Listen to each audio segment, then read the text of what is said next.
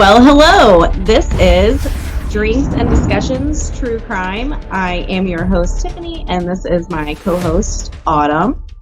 I know that you all have missed us so much. We have been doing things with family. Autumn, you were out of town for a little bit. Where were you at? We decided to take like a day trip, and we ended up going to Mineral Wells, Texas.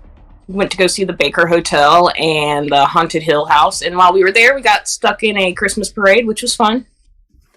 Basically, the entire town goes to the Christmas parade, and it's about 1,000 people total, and that's literally everyone in the town.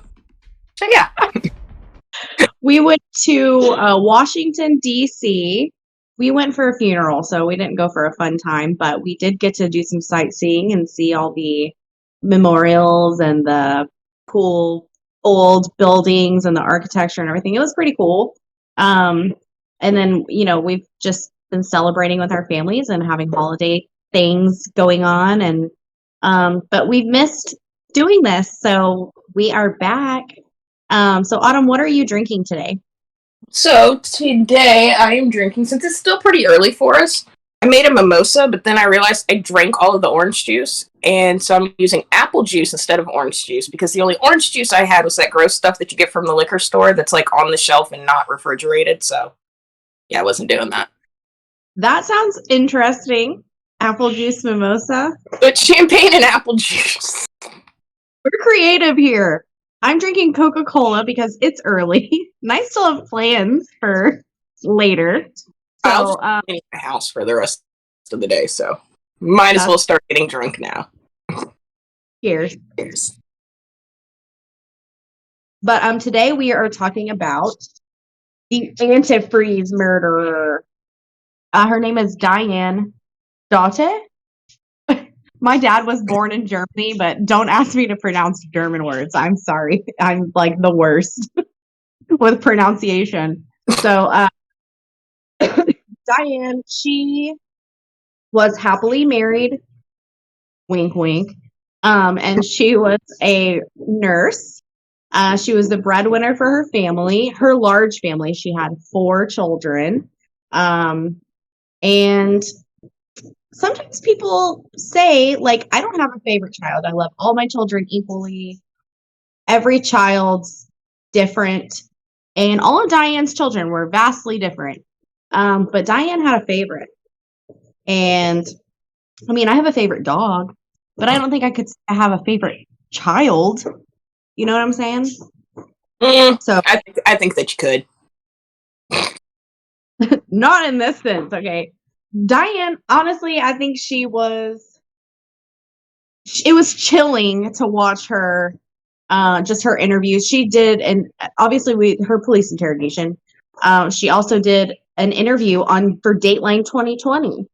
And in her interview, I just thought, oh my God, this is an evil woman. So a little bit about her children. She had 4, like I said. Her youngest one was only 9 years old. And she did have she had some learning disabilities. Her name is Brianna. Then her next oldest child, her second to youngest, Rachel. Her oldest daughter was Sarah. Now, Sarah, she was a smart girl. She was like on the dean's list and stuff with college. Her future was just super bright. And then her oldest son, Sean, he had autism, and he was still living at home. So she did have 2 children with learning disabilities. And then her other 2 children were, just their divergence was normal, I guess. So Autumn, what is your take on Diane? Because I think she's an evil and petty psycho. Oh, she's definitely evil. I mean, some of the things and what we're going to talk about later is how she planned it out, what she actually did to her family members, some of the things she even said about them. She's definitely evil. And I think this is almost the perfect time to kind of do this one because of the holidays and everything. You're around your family. You're surrounded by them nonstop. And yeah, they can get on your nerves, but to do what she did, it's next level. Yeah. So we've talked about her kids. Let's talk about her husband, Mark. Like I said, Diane was the breadwinner. Mark, are you familiar with a little bit of what what his job, I guess, was? Yeah, no. So Mark, she even described him as lazy. Mark kind of took care of the kids at home, even though all of them were grown except for one.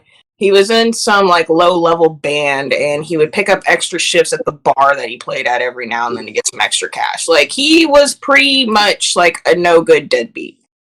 Yeah. And actually, their whole family was musically talented, and they were also religious. But yeah, Mark's band was called Messing with Destiny. How ironic. Super.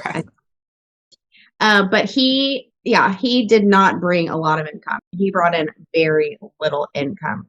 So, there was a lot of pressure on Diane. And she was a nurse. She didn't make pennies. I mean, she probably didn't make as much as she probably should. Oh, well, for nurses, not for Diane specifically, but she made good money. So she would get super pissed off at her husband. She would throw things at him. She said that she hated his guts. So that's why when I said they were happily married, they were not. She hated her husband. But what would you do if you were married and you hated your husband? What would you do? I wouldn't kill him, but I don't think I'd go that far. I mean, I can understand why he did push her to her limits. Like, this is a grown man who's living out his teenage dream of being in a blues band. Like, bro, you have 4 freaking kids. Thing. Exactly. Like, dude, I can get why she got frustrated. But, like I said, I don't know if I'd go so far as to murder him, though. I wouldn't even say I don't know if I would go so far. I would not go so far as but that's what she did. She in what was it? 2003? Was it 2003, 2013? I always get my dates mixed up. That's why I need you. I need you, Autumn. 2012. 2012. Okay, so this was 10 years ago. 2012, she decides, I'm fed up with my husband. I am going to purchase some antifreeze off I don't know why I said it like that, antifreeze. Antifreeze.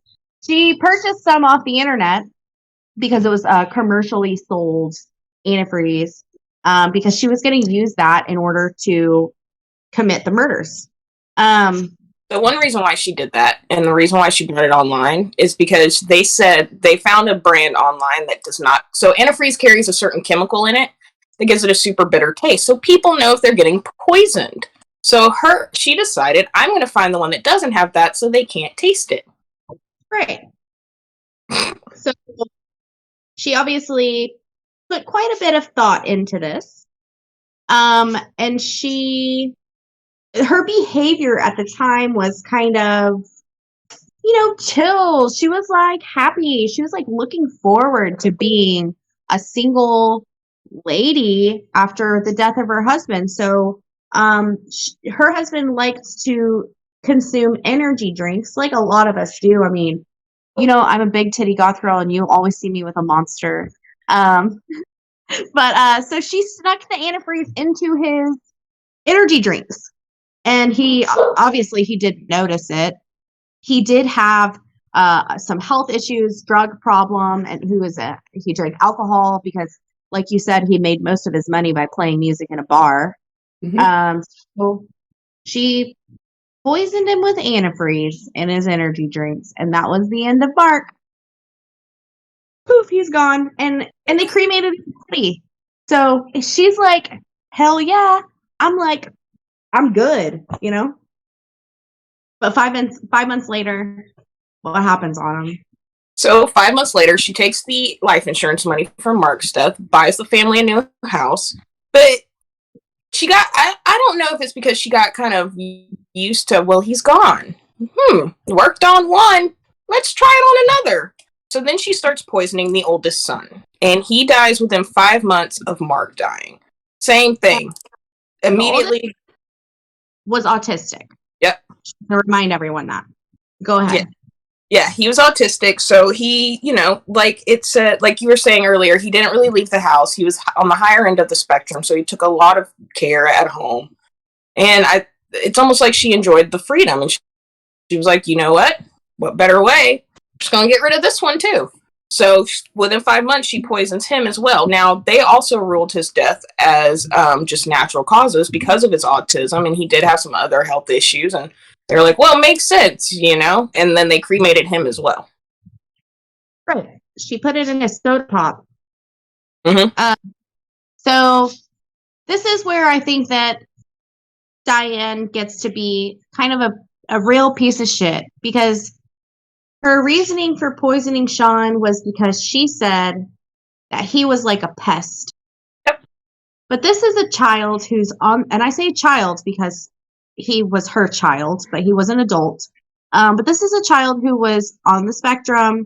He had learning disabilities, and he obviously was not, his thought process was not what she perceived as normal. But and I mean, you may not know this, Autumn, and I don't think many people know this, but when I first started working, my first job I ever had was working in a program for children with autism. And every single kid who has autism is totally different. There are none that are alike.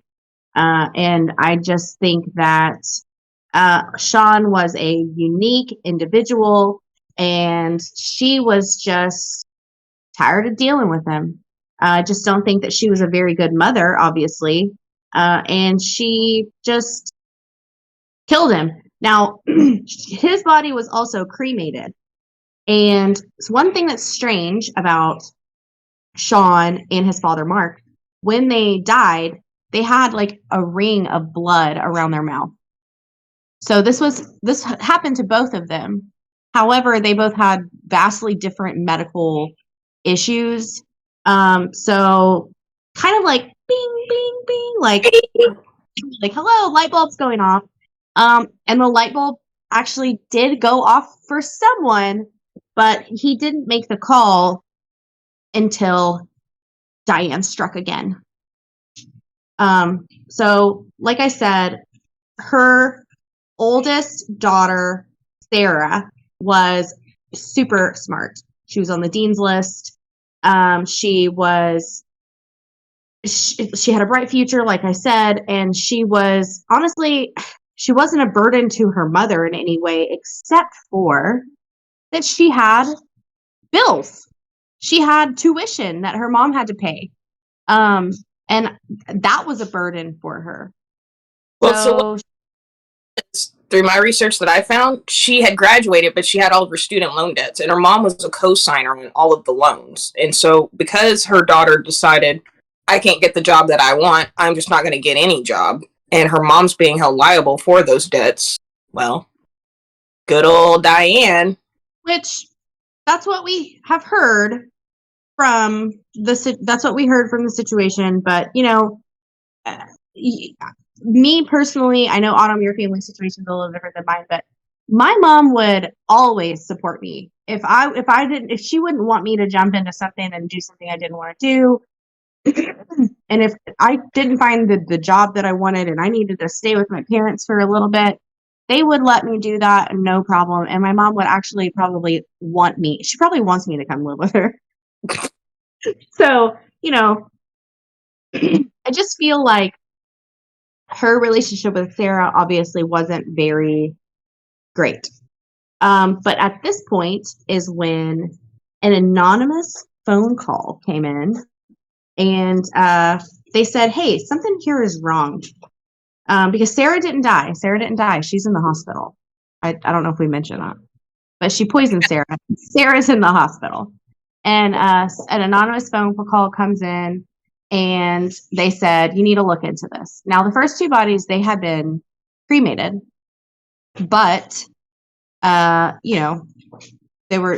still have one girl who's in the hospital that we can figure things out. Going back to why she was in the hospital. So did you hear about that and why they took her to the hospital instead of letting her die like the rest? Oh, yes, I did. Please tell us how shitty Diane is. Tell So us, yeah. remember, they bought a new house after Mark died. And Diane realized she did not want Sarah to die and make the house smell bad. So that's the only reason why they took her to the hospital, was so she could die there instead of in their house. Yep. Yeah, she, you know, what? I mean, honestly, I don't even know what to say to that. She didn't want her to stink up the house. Yes. So she's like, okay, I don't want her to die here. Take her to the hospital. This is a lady who's a nurse. Mm-hmm. Remind everyone that this is a lady who's a nurse. And so her daughter, she was like in critical condition. She's like in ICU over here. They're trying to figure out everything, like the anything that could be wrong with her. But the thing is whenever they do like drug screenings or alcohol screening, I mean not alcohol, poison screenings or whatever, the antifreeze is not like automatically on there. No. They have to run a specific test for it. And every time I read the word ethylene glycol, for some reason I hear it in the forensic files guy's voice. Ethylene glycol. But that's what they decided they were going to test for, because they're like what could have happened to all three of these people in such a short amount of time, you know? Mm-hmm. But they say deaths come in 3. So Diane's just like, oh, just coincidence. I'm totally innocent. And even now in 2022, she says she's innocent. Pretty sick. But yeah, so actually the anonymous phone call, the person who did the anonymous phone call came out. And do you know who that was? Yeah, it was their church pastor. Yep. It was like, and part of the reason why he thought something was weird was not only how they all died and then Sarah was super sick, it was also about her behavior after their deaths. She basically thought like it was a huge party and honestly didn't even give a crap. Like, didn't even tell family members that her oldest son had died. They had to find out through other people and basically social media. They said she was like somebody at a party. Like she was like, just like social and aloof and like happy and like she was actually her daughter had posted on Facebook and said that she'd never seen her mom so chill. Uh-huh. Her mom was totally loving this new life that she made for herself. Yep. Like, the article that I read said that she was planning a vacation while Rachel was in the hospital and was joking with the nurses about how, hope she doesn't think this is going to keep me from going out of town or whatever. Like, bro. Yep. And she did not arrange any type of memorial or anything for her son who had just passed away. Which is super strange. You know what I'm saying? Like, I guess it wasn't that well thought out, because her own church family is like, what went on here? And so all this time, her daughter's still in the hospital, and she had a failing kidneys and a brain bleed. This is someone who doesn't have a history of health problems. So obviously she's like super sussy baka. And they're like, let's test her for the ethylene glycol. None of their tests had explained any of her symptoms. And it came back that she was poisoned. And so they asked Diane, like, how do you think this happened, Diane? And Diane's like, well, I don't know. I don't know. Maybe this happened or maybe this happened. Like, obviously somebody put antifreeze in this girl's food, and there's only 3 other people living in the home. One of them is 9 years old. So you're looking a little suspicious, Diane and Rachel. Now, really, Rachel wasn't looking very suspicious until they read an entry in her journal. So, yeah. So cops investigate the house.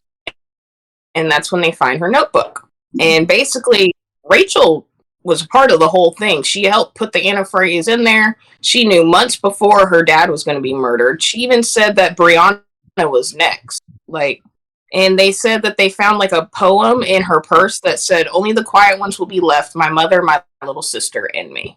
So she knew the whole time her mom was going to do it, and even helped her do it. Yep, she did. Because the antifreeze poisoning happened over time. They like built it up in their system, and they would slowly be poisoning them over time. And even Mark, the first guy who was poisoned, her husband, his bandmates had said, like, you know, he was super weird last night. Like, his speech was slurred. He was having like some issues, like different than someone being drunk. And so, you know, there was some obvious signs, like the antifreeze poison. It has symptoms of like nausea, vomiting, diarrhea, like, but those are all symptoms of things that could be anything, you know? Yeah. But Rachel actually did say that she really wanted her brother, who was autistic, Sean, to go into an assisted living facility, and she argued with her mom on whether or not they should kill him. But ultimately, it didn't stop her, so. She could have called the police and said, hey, my killing my brother. Yeah, hey, by the way, my mom murdered my dad. Now she wants to murder my brother. Like, she could have done anything. Instead, she continued to help her mom poison him, which is why I think that the whole statement of, I argued with her about wanting to put him in a care facility is total bullshit. Like, I'm calling it out. Now, I've heard that Rachel, was under the influence of her mom. That's what it was. Not all, but she was under the influence of her mother. She was her mother's favorite. And I do think that her writing it did have some kind of innocence to it. I mean, like more like the innocence of like a child. I think she was writing things down that she was convinced of. Because like you had said, she wrote the poem that the only people that would be left would be her mom, her, and her sister. But her mom fully planned on murdering her 9-year-old daughter because she had learning disabilities. Yep. And Rachel was her favorite, so she was going to spare Rachel, you know? And, you know, Diane's a nurse. So she knew that there was a chance that they might survive the poisoning. But she knew that their kidney function would be so damaged that they would probably not live long anyway. Mm-hmm. So she just thought this is like the perfect crime until Sarah lived. Yep.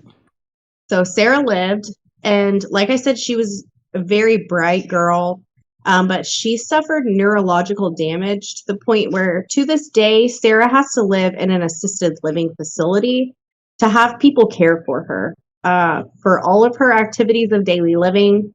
And the youngest daughter, Brianna, she was placed in foster care. So I think that's awful, but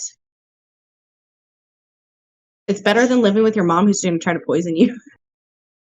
Exactly. Like, I'm sorry. I think it's the lesser of two evils there. Like, yeah, foster care definitely sucks, but so does being murdered by your mother and sister. So you wouldn't do something where your siblings died, you know? Exactly.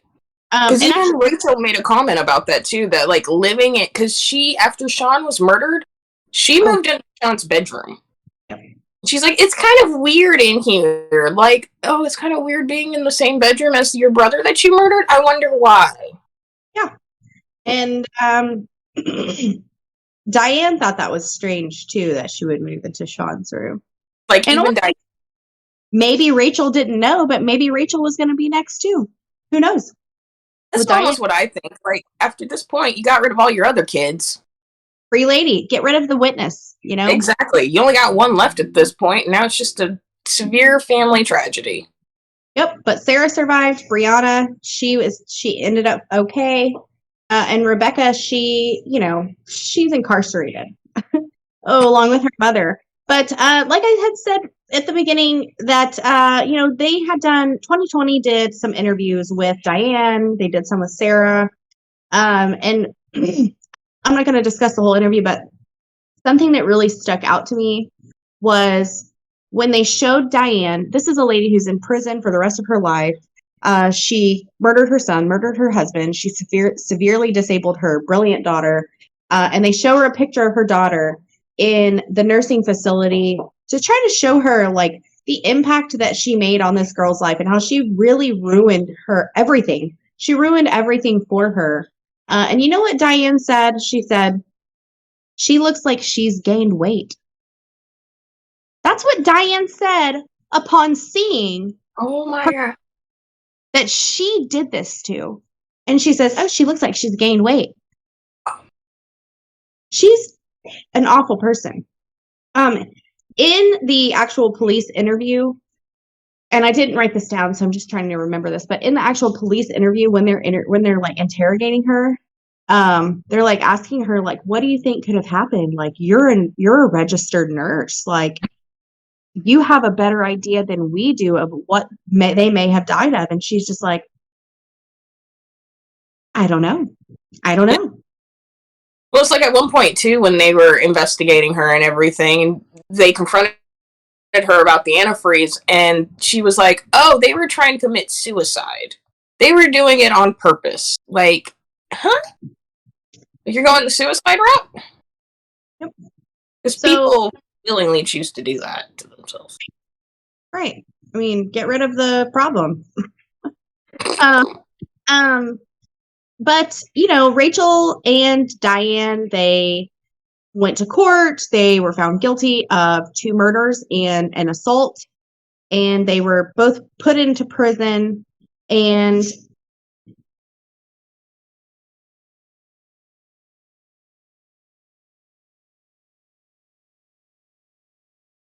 coerced by her mother, brainwashed by her mother to an extent. I mean, obviously she was old enough to make her own decisions, but she apologized to her sister and told her, I'm sorry, I could not find the courage to stand up for what was right.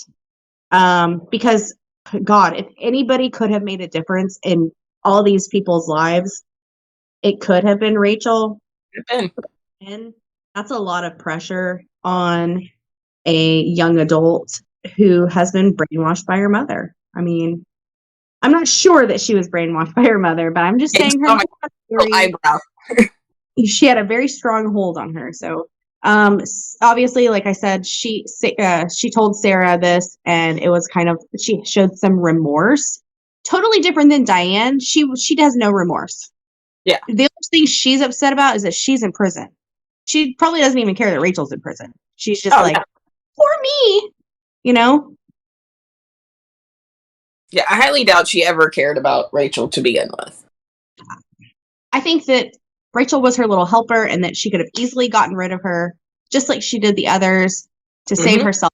But I also think that when you kill 5 of your family members, you're probably definitely going to get seen as guilty. But luckily they found her after 2.5. I say half because she ruined and took Sarah's life, but Sarah is still breathing. Yeah, she's still alive and everything, but without the quality of life she should have had. Like, so at that point, you really did take her life away.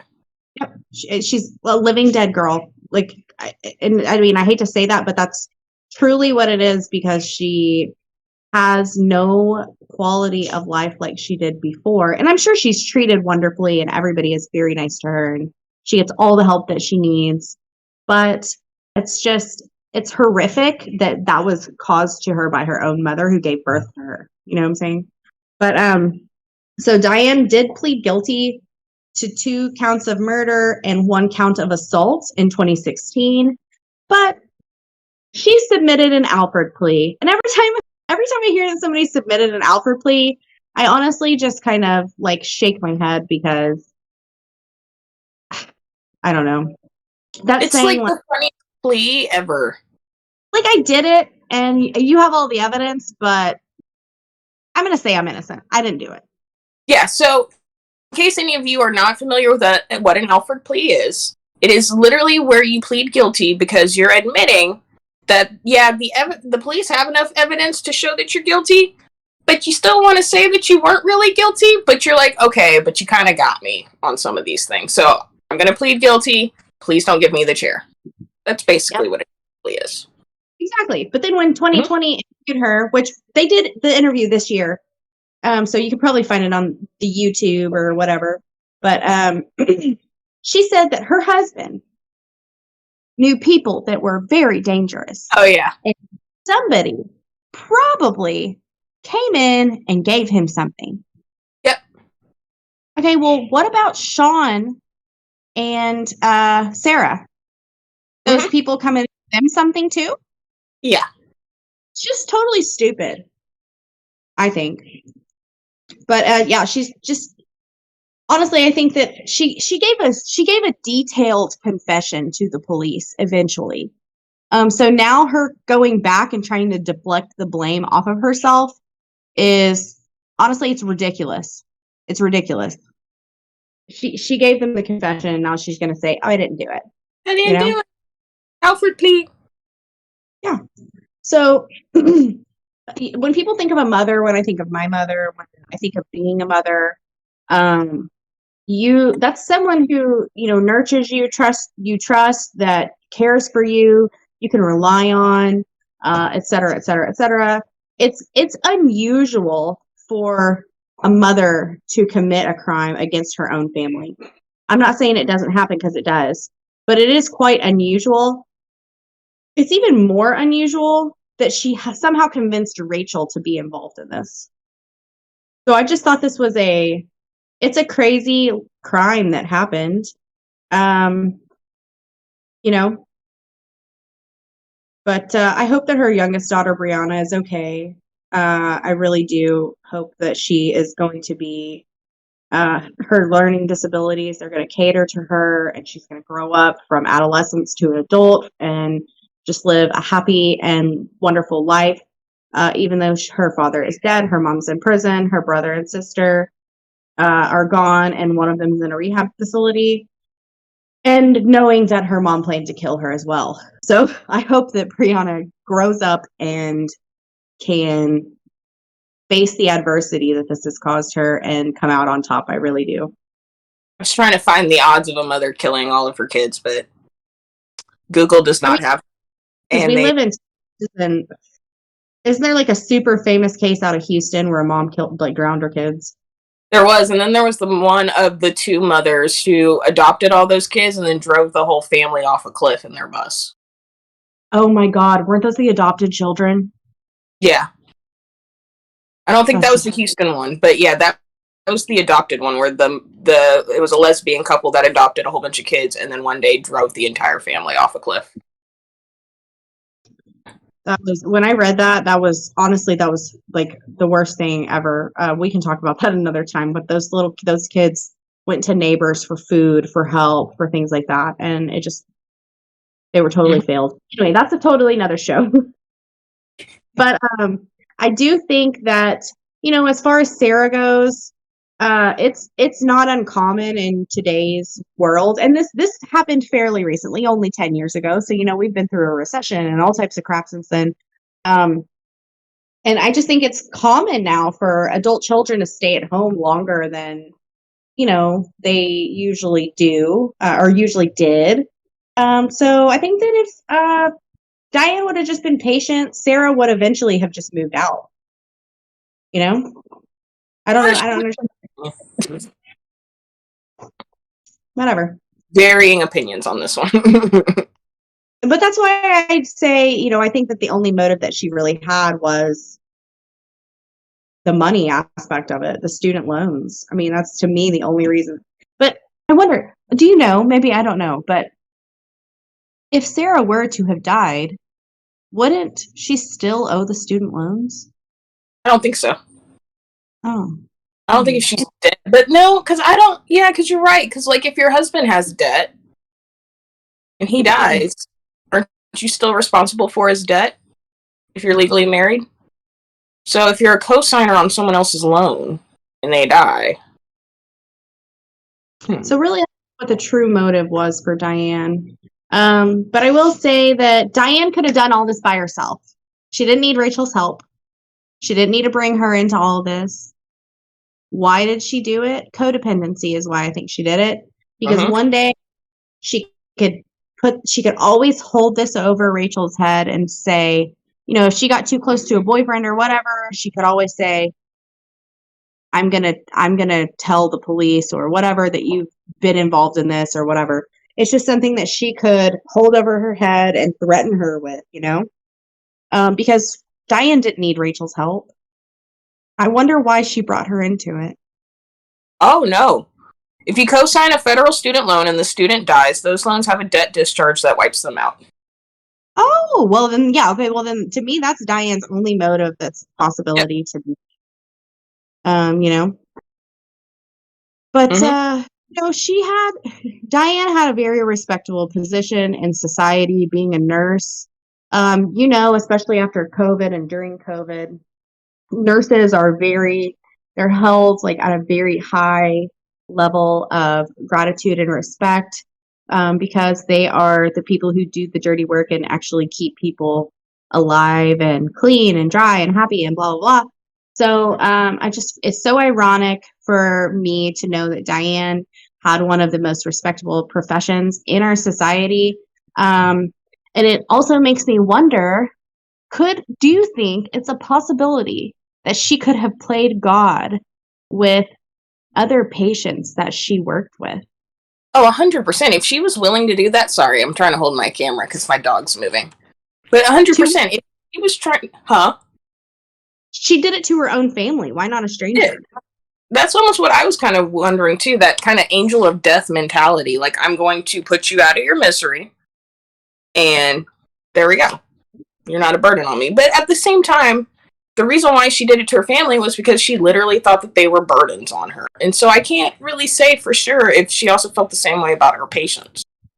Well, I have worked in hospitals as a technician, and I can say that for someone who enjoys their job and loves their job, every patient is not, they're all treated as individuals, but they're all just another patient. Truly, nurses don't go home and say like, oh my God, did you see the guy in room 18? Unless you're like inappropriate or something, of course they're going to say, oh my God, stay away from that guy.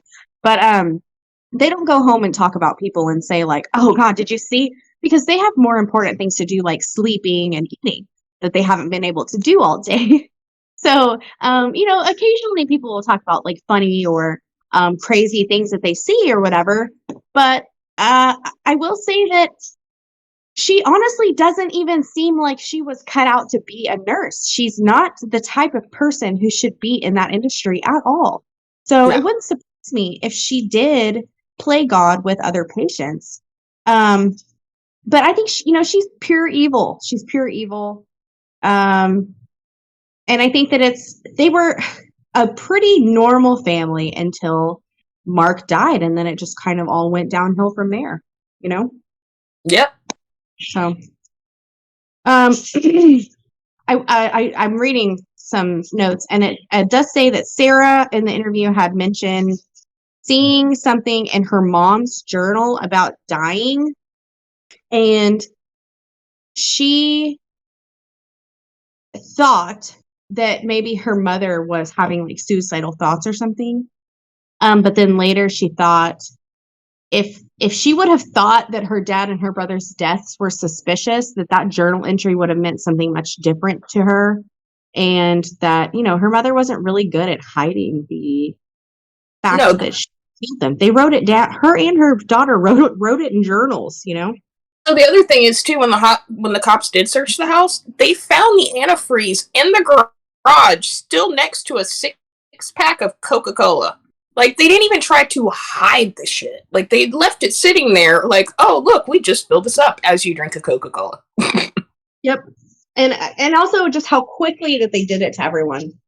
They wasted no time on this. Right. I mean, it was like boom, boom, boom, boom. We're knocking out family members left and right. We're ending the bloodline today, honey.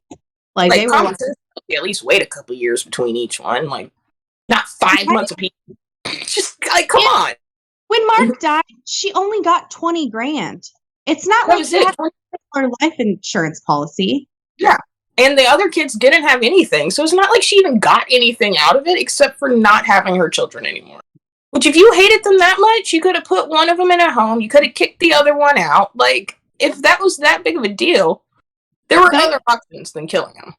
I think that she despised her family members, and they had so little value to her that she possibly thought that the rest of the world wouldn't miss them just like she didn't. I think she was deluded. They were disposable. Yep. And she thought they didn't hold any value. She's just, I mean, she's over there just like flippantly posting on Facebook, oh, my husband died, my son died, blah, blah, blah. Going to Florida. Yep, heading to Florida. Disney World, honey. But yeah, I wish that she would have been able to go to trial and be sentenced. But no, she, you know, I say she got off pretty easy because she is up for parole in like 46 years. Yeah. Which 40. They're going to do it. They'll deny it. Well, and in 46 years, too, she's going to be... the crypt keeper. Exactly. She's going to be dead long before then. Like, there are some cases where they give them enough, like, even if they do give them time with parole after a certain amount of time, like, they extend it so long that it's basically a life sentence anyway. Because there's no way, unless she lives to be, like, 100. Not on the prison food. No, she's not. Never know. And hopefully she gained some weight, too, so when we look at her picture, we can be like, dang, you gained some weight, honey. Right. But... this thing it's honestly, it's just mind-boggling. It's what's even more mind-boggling to me is how she still professes her innocence. She has said that there's some insane conspiracy going on that she can't talk about. It's a secret. It's like the CIA and Russia is involved or whatever. I'm just making that up because she won't divulge any information about it. But she says there's some huge conspiracy. I mean, for what? Like, who? Nobody cares about you, Diane. Now, there is another scenario, too.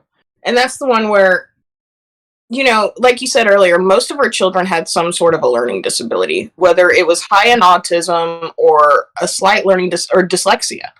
So clearly, I'm not a doctor, but that would tell me that there's got to be something genetically there. What are your thoughts on her possibly just being cuckoo or not being fully developed herself? I'm sure she could be, but, before they do take people like this to court, they do a psychiatric evaluation on them. And it's a pretty in-depth psychiatric evaluation. And usually the person who does it has been doing it for like 20 years or whatever. So I think that if there was, that she probably would have been diagnosed with it at some time. Some point. But I do recommend everybody go and watch her interview. Watch Rachel's police interrogation, not her interview. Watch the interrogation. Watch Rachel's interrogation. Even if you just watch a little bit of both of them back to back, you will see how much Diane has influenced Rachel because they almost sound alike. Mm-hmm. Just the way that they talk, they almost sound the same. But I want to slap Diane. She piece of crap. She ruined her daughter's life. Both of her daughter's lives and really all three of her daughter's lives. She ruined all their lives. And she killed her son and her husband. So, Sarah does have a Facebook. You can check up on her on Facebook. She does post mostly about the murder. And even her band on her Facebook is her dad playing in his band. So she is functioning, but she does need help with all of her daily activities. Because she did suffer the neurological damage. But anyway, I just think that Diane gives me chills. I actually have chills right now. She's a sick person. And I hope she gets what she deserves in prison. So yep. That's it. Do you have any closing thoughts? No, I don't think I do. There's FIFA stuff going on, and I have the FIFA World Cup. I have a story that I think would be perfect for this season because it does involve the World Cup. So I think that's what we should talk about next week, and maybe we'll bring Brian in because he's a sports expert. So if he's down to do that, I would love to do that. And it's going to blow your mind, honestly, because you want to talk about a crazy conspiracy, Diane. I've got one for you.